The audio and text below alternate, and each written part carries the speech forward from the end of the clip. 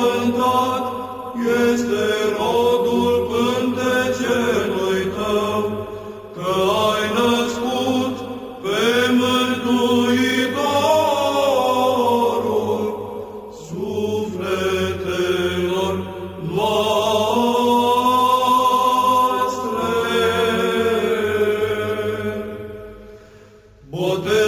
Botezătorul lui Hristos pe noi pe toți ne pomenește, să ne izbăvim de fără de legile noastre, că ție s-a